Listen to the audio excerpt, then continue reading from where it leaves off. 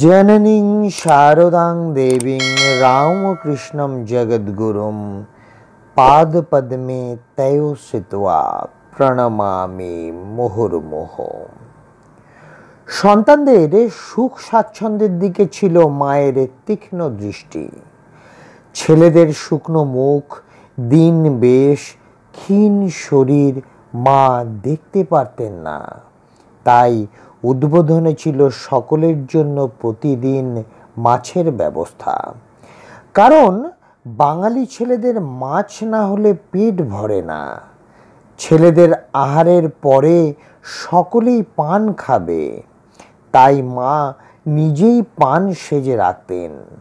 আবার যারা পান বেশি ভালোবাসত তারা বেশি পেত। ছেলেরা মুখ ভরে পান চিবোচ্ছে দেখলে মা ভারী খুশি।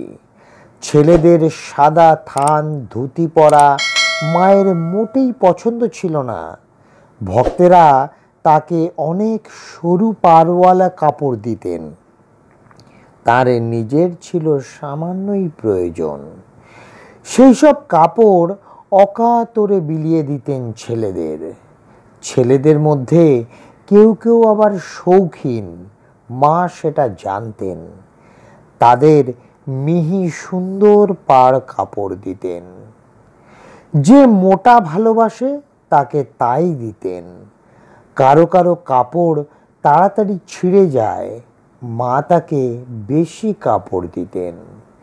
খাওয়া, জল খাওয়া সব ব্যাপারেই যে যেমন চাইতো, যার পেটে যেরূপ সহ্য হতো, মা তাকে ঠিক সেরকমই দিতেন।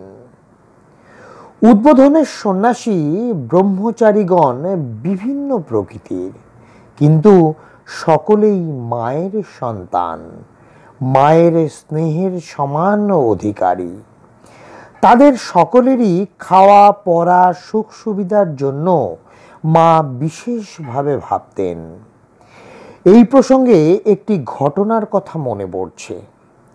উদ্বোধনের ডাক্তার মহারাজ স্বামী পূর্ণানন্দজি রাত্রে কোনো দিন ঠিক সময় খেতে আসতে পারতেন না এবং সেজন্য গঞ্জনাও ভোগ করতেন।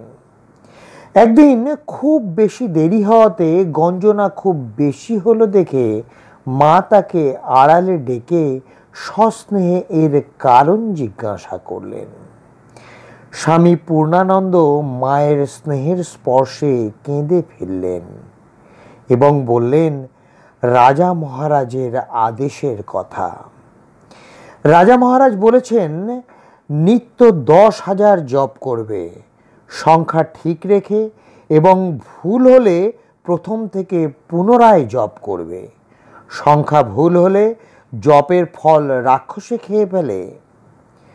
মা রাক্ষসে খাওয়ার কথা শুনে হেসে উঠলেন এবং বললেন, বাবা, তোমরা ছেলে মানুষ, চঞ্চল মন, একাগ্র চিত্ত হয়ে জপ করার জন্যই রাখাল এরকম বলেছে।